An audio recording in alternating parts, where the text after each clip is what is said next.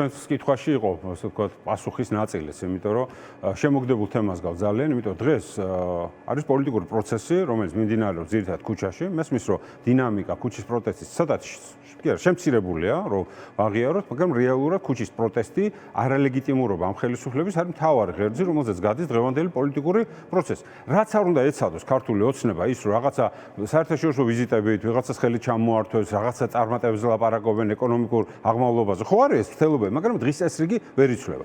ერთადერთი რამაც შეიძლება შეცვალოს ის დღის წესრიგი და საუბარი შეგვაცვლევინოს არსებული პოლიტიკური, ასე ვთქვათ, პროცესიდან, რაც ქუჩაში მიმდინარეობს, გადავიდეთ რაღაცა სხვაზე, ეს არის შემოგდება საკითხის მიიღებ თუ არა არჩევნებში მონაწილეობას და მე ვფიქრობ, რომ ზოგიერთი ამას წამოეგო და ჩემი აზრით და ჩვენი პოზიცია ესეთია, რომ ვინც როგორც არ უნდა იყოს დღეს ნებისმიერი პარტია, რომელიც იტყვის ან მიიღებს მონაწილეობას, ან არ მიიღებს, ეს არის ამ ეტაპზე ესეთი განცხადება ცოტათი დაუფიქრებელი და უპასუხისმგებლო, იმიტომ რომ იმდენი თუ შეიძლება, იმდენი რაღაცა შეიძლება მოხდეს იმისთვის, რომ ან მიიღო მონაწილეობა, ან არ მიიღო, რომ დღეს ამაზე საუბარი არის ძალიან უადგილო, უდროო, არადროული. და თან ეს წყვეტავს კიდევ ერთხელ ნახე ჩვენ წყვეტს ეს ძირითად იმ საკითხს რომელიც არის იმ აქციის რომელიც გამოც ადამიანები ციხეში ზიან რომლებიც გამოც ასობით ადამიანი თუ არა ათასობით უკვე დაჯარიმებულია ეხლა ის ვიღაცისთვის ციხეში დომა უფრო მარტივია ვიდრე 5,000 ან 10 ან 20,000-იანი ჯარიმების გადახდა ხო აი ამ უთმობლობას ჩვენ ვიწყებთ ლაპარაკს იმას სპეკულაციურ ლაპარაკს ვიღაცა მიიღებს და ამითი გაურიგდება ვიღაცა არ მიიღებს და ამითი გაურიგდება ანუ ძალიან სპეკულაციურ თემაში შევდივართ ანალიზისთვის თითოეულმა პარტიამ რა თქმა უნდა შეიძლება ანალიზი აკეთოს და მე გეტყვი ყველა შესაძლო სცენარი გვაქვს გავლით და ამაზე ვსჯელობ. ყველა რაც კი შეიძლება ქვეყანაში მოხდეს. მაგრამ ეს არის შიდა ანალიზი, შიდა მოხმარება, პოლიტიკური პოზიცია მასთან დაკავშირებით მიიღებს თუ არა არჩევნებს და ეს არის იმ მომენტისთვის და იმ კონკრეტულ სიტუაციაში მისაღები გადაწყვეტილება და მაქსიმალურად ვეცადოთ რომ ჩვენ დღის წესრიგი პოლიტიკური დისკუსია დავაბრუნოთ იმაზე, რაც უკავშირდება ახალ არჩევნებს, იმიტომ რომ საქართველოს დემოკრატია სჭირდება ახალი არჩევნები, რომ დაბრუნდეს დემოკრატიულ რელსებზე და ამ პოლიტიკურ პატიმრების განთავისუფლება და იმ დაჯერმებული ხალხის, იმიტომ კიდევ ერთხელ დაჯერმებული ხალხი არანაკლებ ძიმე დღეშია, ვიდრე პოლიტპატიმარი, რომელიც ციხეში ზის.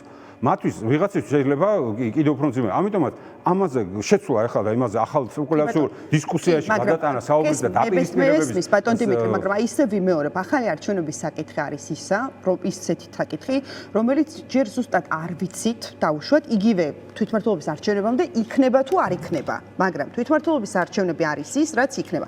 აი თქვენ მეუბნებით, რომ ეხლა ამაზე საუბრის დრო არ არის. როდის არის მაშინ საუბრის? აი ივლისში რო დაგისვათ შეკითხვა, მაშინ მეტყვით, რომ აი აგერ სექტემბერში თუ ოქტომბერში გვიწევს და ეხა დროა მკითხოთ თუ აი ვითარებას გააჩნია. ზოგადად რამეზე საუბარი რატოა პრობლემა, თუნდაც ქართული ოცნების მხრიდან იყოს რაღაცა აი ამ საკითხზე უფრო მეტი ყურადღება დათმობილი, ესეც მაინტერესებს. იმიტომ რომ ეს იწვევს გარკვეულ შიდა სპეკულაციებს. რატო აძლევთ მე სპეკულაციების საშუალებას? ისეთი მკაფიო ხო შეიძლება იყოს, რომ სპეკულაციის სივრცე არ დარჩეს. ნახეთ, ძალიან მარტივად არის. დიწყება თემა საუბარი იმას, რომ ვიწყებ თუ არა ემზადები თუ არა თვითმმართველობრივ არჩევნებს. ვიღაც ამბობს, რომ არა, კატეგორიულად ამბობს, ოცნებიდან მოდის საუბარი, ესენი ისეთ სუსტები არიან, რომ არ აპირებენ. ვიღაცა იტყვის, რომ კი, თქვა, პირობითად, ხო? მაშინ იწყება საუბარი, რომ ესენი ლეგიტიმაციას აძლევენ. ანუ ისეთი დისკუსია, რომელიც აბსოლუტურად აზრს მოკრებულია, ჩვენ არ ვიცით როგორ იქნება. რა ეტაპზე ხო დადგება, ბატონო დიმიტრი? დისკუსიის ამბავი. ნახეთ, დავამთავროთ.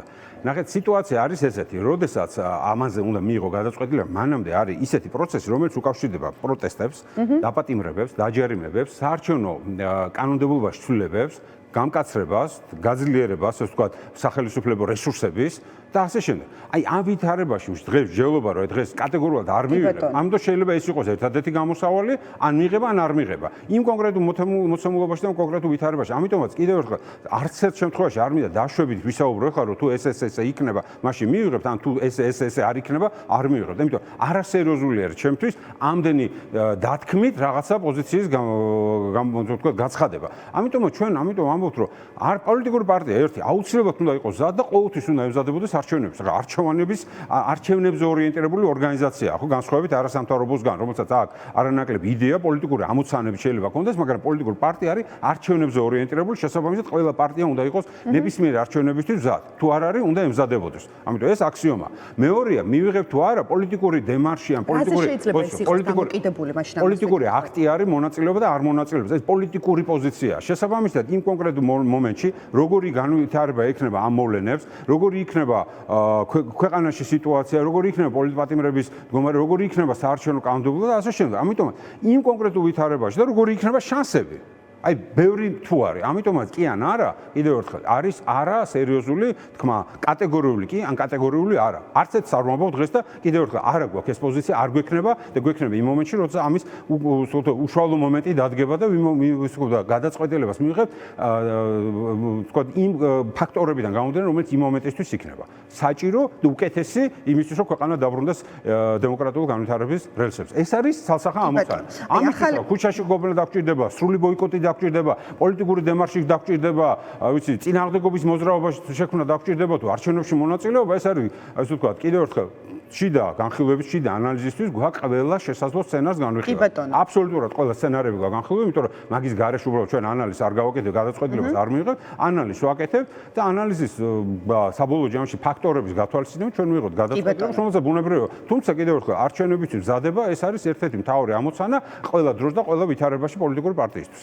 კი ბატონო, ბატონ დიმიტრი, ახალი არჩევნების პერსპექტივას მაშინ როგორ ხედავთ? აი თქვენც მე დარწმუნებული ვარ, მიეკუთვნებით იმ პოლიტიკოსთა ჯგუფს, ვინც ფიქრობს, რომ ამ ადმინისტრაციის და ამ რესურსების პირობებში, რაც აქვს ბიძინა ივანიშვილს, არჩევნების ჩატარებას, ალბათ შეიძლება არ მეთანხმებთ, რომ აზრი აქვს თუ არ, როცა სუსი მისია, პროკურატურა მისია, ათელს კომისია, ფინანსური რესურსი ამ ხელა აქვს და ასე შემდეგ. აი როგორ ფიქრობთ, აი როგორ უნდა მიიღწეს ის, რომ დანიშნოს ივანიშვილმა ახალი არჩევნები და თან ჩაგვიტაროს სამართლიანად. აი როგორ გამოდის ეს ამბავი? სამართლიან არჩევნებს არ ჩაატარებს. აი ვინ ჩაგვიტარებს? აქამდე ჩაატარებს. ივანიშვილი ჩაატარებული აქვს. საკმაოდ კარგი ხარისხიანი არჩევნები 2013-ში, 16-ში, 17-ში იყო ეს არჩევნები, ახლა იდეალური შეიძლება. ანუ გამოცდილება აქვს კაი არჩევნების. და იციან როგორ უნდა ჩაატარონ კარგი არჩევნები, იქაც იყო რა თქმა უნდა იდეალური არც ერთი არჩევნები არ იყო, მაგრამ ყველაზე უკეთესი არჩევნები იყო თუ მანამდე რამე ქონია და მას მერე უკიდურესი გაუარესება. როგორ უნდა მივახციოთ და კიდევ ერთხელ კონცენტრირებული ვიყოთ იმ პოლიტიკურ დღისასრიგზე, რომელიც არის, მიუხედავად იმისა, რომ შეიძლება აქციებზე ცოტათი მელანქოლია არის, ცოტათი მოსუსტებულია, რაღაცა ის მუხტი შეიძლება აღარ იგრძნობა, გადაიღალა ხალხი. ეს არის რა თქმა უნდა, მაგრამ კიდევ ერთხელ ჩვენ არც ერთ შემთხვევაში ლეგიტიმაცია ამ პოლიტიკურ სუბიექტს, ამ პოლიტიკურ რეჟიმს არ უნდა მივცეთ, იმიტომ რომ ამ შემთხვევაში ჩვენ ასე ვთქვათ, უნწვანებთ იმ პატიმრობას, რომელიც ამ უკანონო პატიმრებს, რომელიც მათ ყავთ და ვაправებთ ასე ვთქვათ, იმიტომ რომ როგორც კი ჩვენ ლეგიტიმაციას მივცემთ ამ ხელისუფლებას. ამიტომაც ჩვენი ამოცანა ცალსახად პოლიტიკოსების უნდა იყოს ერთი, რომ ქვეყნის შიგნით უნდა ვიმუშაოთ მაქსიმალურად, რომ ეს ლეგიტიმაცია არ შედგეს და მეტნაკლებად ამას არ არის ბატონო, არ შედგა. აქციების კუთხით ეხლა ცალსახად ხარ ჩვენ არ ვიყავით არც ორგანიზატორები და ვერც მის ასე ვთქვათ სისუსტეზე ვერ ვიქნებით პასუხისმგებელი. ეს ბუნებრივი მოცემულობა გადაღლის, მაგრამ აქვე მინდა შეგახსენოთ, რომ ხელისუფლებასაც, ანუ რეჟიმსაც ჭირდება გარკვეული ლეგიტიმაცია და სიტუაცია განსაკუთრებით ეს ჭირდებათ ხოლმე ავტორიტარულ მმართველებს. ავტორიტარულ მმართველისთვის სისუსტის მაჩვენებელი, როდესაც ქუჩაში მუდმივად ყავს პროტესტანტები, რომელსაც ვერაფერს ვერ უხერხებ და ეს პროტესტი არის და ნუ ვერ ერევი. შესაბამისად, სანამ საბოლოო ჯამში ისინი თავის რესურსებს, ასე ვთქვათ, მობილიზებას გაუკეთებენ, მათ ჭირდებათ, რომ შედგენ როგორც ავტორიტარული მმართველები, რომელსაც ჯერ კიდე კითხვის ნიშნები დგას და შესაბამისად რაღაცა გარკვეული რესურსები, რომელიც მათ ჭირდებათ, იმიტომ რომ იმ ფუნქციონალურად ჩვენ ხო არა ვართ ნავთობით ან რამე სხვა ენერგიით დიდარი ქვეყანა, მათ ჭირდებათ რაღაცა რესურსების მობილიზება, მათ ჭირდებათ ფულის გათეთრებისთვის სივრცის შექმნა, ამ ფულის გათეთრებას ჭირდება კავშირები საერთაშორისო ბაზრებზე და არა მხოლოდ აზიურ ან ჩრდილოურ ბაზარზე, არამედ ჭირდება ევროპულ და დასავლურ ბაზრებზე.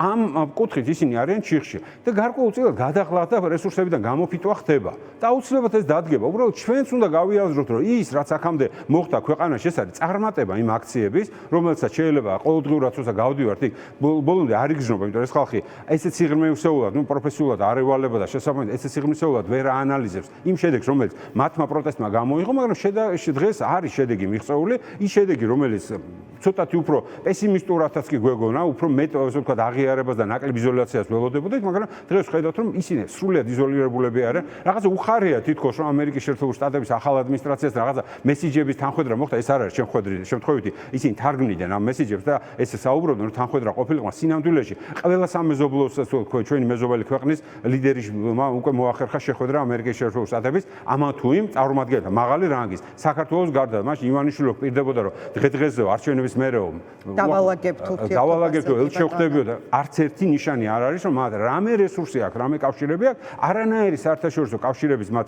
გარღვევის ან გადატვირთვის ან განახლების რესურსი არ აქვს, მათი რესურსები ქვეყანაში გამოიფიტება, თქვენივე ესე ვთქვათ არხზე იყო გუშინ სიუჟეტი, აქ კოლცენტრების და დარწმუნებული ეს ჯაჭვური რეაქცია ძალიან ბევრ სხვა კოლცენტრსაც მოედება და გაიხსნება ეს შავი ფულის ესე ვთქვათ სივრცეები, რომელიც ამ ქვეყანაშია, ამ რეჟიმს ჭირდება შავი ფულისთვის ჭირდება არა მხოლოდ ნაცრისფერი ზონა, ეგრეთ წოდებული, რომელიც არ არის აღიარებული ან არ აქვს კავშირი რომელიმე საერთაშორისო ბიზნეს სტრუქტურებთან, არამედ მას ჭირდება ეს აღიარება და კავშირები. არა როგორც დემოკრატიულ ქვეყანას, არამედ მინიმალური რაღაცა ტრანზაქციული დონეზე ქვია ურთიერთობა, რაღაცა კომუნიკაცია ბიზნეს დონეზე. ეს მაინც თუ არ მიაღწიეს, მათ გაუჭირდებათ, ვერ შეცლებენ და აუცილებლად მოუწევთ. ხა შეიძლება მართლა ესე ძალიან მალე არ დაინიშნოს ეს არჩევნები, მაგრამ ეს პარლამენტი თავის თავს ბოლომდე ვერ მიიყვანს. ეს გარანტირებულად შემიძლია გითხრათ. რამდენად სწრაფად ეს უკვე ჩვენზეა დამოკიდებული, რამდენად ჩვენ ვიქნებით კონცენტრირებული არა აბსტრაქტულ თემებზე, ახლა მანდატები დათმეს, არ დათმეს, არჩევნებში იღებენ მონაწილეობას, არ იღებენ, არამედ იმაზე თუ რაც ხდება დღეს ქვეყანაში. ამაზე უნდა ვიყოთ კონცენტრირებული,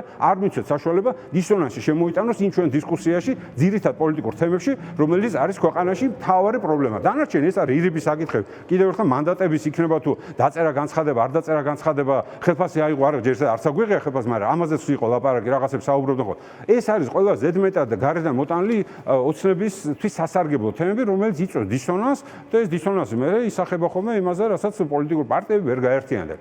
აი ესე ასახავ, იმიტომ რომ დისონანსი მე ესე ჩანს, მაგრამ არ გაერთიანება საუბარი. არც ერთ საჭიროება, უბრალოდ კოორდინაციის საჭიროება არის, რომელიც შესაძლებელია მიღწეულ იქნას მეტნაკლებად ამას ვახცევთ ხოლმე, უბრალოდ ყოველთვის უნდათ რომ ეს გადაფარონ, იმითი რომ განსხვავებული შეფასებებია მეორე ხარისხოვან საკითხებზე. პირველ ხარისხოვან საკითხებზე უნდა ვისაუბროთ. ეს იქნება ჩვენი მთავარი ამოცანა და მიზანი.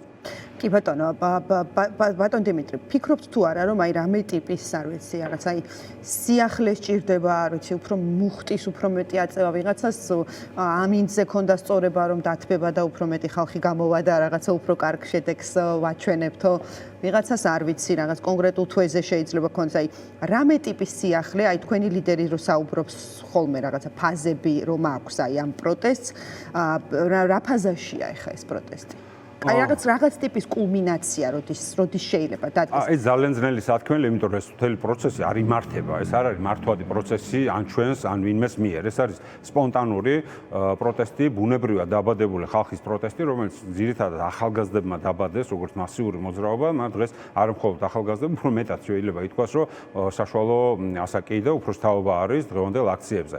მაგრამ პროტესტი შენარჩუნებულია. ახლა რომელ ფაზაში ვართ ახლა ამ ეტაპზე ძნელი სათქმელია, მაგრამ ეს არ არის პირველი ფაზა, ჩვენ მეორე ფაზაში ნამდვილად გადავედით, სადაც ხელისუფლების არალეგიტიმურობა არის ერთ-ერთი მთავარი ამოცანა, რომელიც მიღწეულია. ეხლა ეს ფაზა როგორ გაძლიერდება და მესამე ფაზა, რასაც ქვია დამატებითი გამოწვევები, როგორც არის ეკონომიკურ-სოციალური უსაფრთხოების გამოწვევები, ესენი რამდენად იჩენს თავს, ამას დავინახავთ, თუმცა ჭიათურის მაგალითად ერთ-ერთი შეიძლება ჩავთვალოთ, რომ ირიბი გამოძახილი, მაგრამ ჭიათურაში რაც დღეს ხდება, ეს არის დაკავშირებული იმ, ასე ვთქვათ, იმ მოცემულობასთან, რომელშიც ქვეყანა არის. სხვა ყველა შემთხვევაში ჭიათურაში არ იქნებოდა ესეთი გამწვავებული ეს მდგომარეობა და ეს 3000 თუ 4000 ადამიანი პროტესტს არ გამოთქვამდა და რაღაცად მონახავდა რესურსებს კომპანია იმისთვის რომ არ გაეჩერებინა საქმიანობა, მაგრამ დღეს როგორც ჩანს რაღაც მათთვის დასავლური ბაზრები ასე ვთქვათ დაკეტილი მფლობელი არის ერთ-ერთი თუ არ ვთქვი იმ სიაში რომელიც სასანქცირებელთა სიაში მოხდა ევროკავშირში და ევროკავშირის ევროპარლამენტის რეზოლუციაში. ანუ რაღაცა თამდევი პროცესები მიდის, რომელიც აუცილებლად მოხდება, იმიტომ რომ ეს ქვეყანა, ანუ ამ რეჟიმს ჭირდება კიდევ ერთხელ გარკვეული წლომა საერთაშორისო აღიარება იმისთვის, რომ ფუნქციონალური გახდეს. ანუ იფუნქციონიროს როგორც რეჟიმა, როგორც არადემოკრატიულმა რეჟიმმა, მაგრამ სხვა შემთხვევაში შეიძლება გახდეს ისეთი, როგორც ბელორუსია ან ჩრდილოეთ კორეა, რომელსაც არ აქვს არანაირი წლომა დასავლურ ბაზრებთან, მაგრამ მათი რეალობა ცოტა განსხვავებული, იმიტომ რომ ისინი ინტეგრირებულები არიან სხვა ბაზრებზე, საქართველოს იყო ინტეგრირებული, საჭიროება აქვს ქართულ ოცნებას, რომ იყოს დასავლეთთან კომუნიკაციაში, თუნდაც რაღაცა ის ილუზორული ვითომ მილიარდები რო შემოაქვს აბუ-დაბიდან იმასაც ის ცოტა ფულის გათეთრების სქემას გავს, მაგრამ იმასაც ჭირდება, იმიტომ რომ აქ თუ უძრავ ქონებაში ჩაიდო, ასე ვთქვათ, ამხელა 6 მილიარდი პირობითად. ის ხო სადმე ვიღაცა უნდა იყიდოს და ეს უკვე ნაცრისფერ ზონაში, იზოლირებულ და არალეგიტიმურ სახელმწიფოში ესეთი უძრავი ქონების ბაზარი არ ვითარდება. ამიტომ ეს ყველაფერი დაკავშირებულია, ასე ვთქვათ, იმ პროცესთან, რომელიც კიდევ ერთხელ უზრუნველყო საპროტესტო აქციებმა. და პოლიტიკური პარტიების აქტიურობა მუშაობა. არალეგიტიმურობა ხელისუფლების, რომელიც მიყავს ხელისუფლება ჩიხში, ამ ჩიხი უნდა გამოიყენოთ იმისთვის, რომ რეალურად ვაიძულოთ დათმობს და წამოვიდეთ. დათმო კიდევ ერთხელ არის ახალი არჩევნები, გაუმჯობესებულ პირობებში და არ უბრალოდ არჩევნები ისე ჩატარებული იგივე საარჩევნო ადმინისტრაციი და იგივე სუსი და იგივე შესუსტი და ასევე პოლიტპატიმრების განთავისუფლება და ამას დავამატებდი კიდევ ერთხელ ამნისტია ჯარიმების, ან გაუქმება ჯარიმების, იმიტომ რომ კაბალურია და რამდენიმე მილიონზე ავიდა უკვე ეს ზოგიც უკვე 3 და 4 ჯარიმა აქვს, იმიტომ რომ უბრალოდ პრინციპულებია დღეს კიდევ უარესი გააკეთეს სტუდენტები უბრალოდ აი ჩოულებრივ, ანუ არა თეორიულადაც კი არ ქონდათ არანაირი ადმინისტრაციული დარღვევა გააკეთებული, უბრალოდ დააჯარიმეს მხოლოდ იმიტომ რომ ესე გადმოკიდებული აქვს რაღაცა ტრანსპარენტები შენობიდან. ანუ აი ამაში ვარ და როგორც კი ეს არის ძირითადი მოთხოვნები და ამ მოთხოვნებზე უნდა დავრჩეთ ჩვენ აუცილებლად, იმიტომ რომ სხვანაირად უბრალოდ წაგვიღებს ისეთი დისკუსია, რომელიც დაგვასუსტებს პირველ რიგში ჩვენ.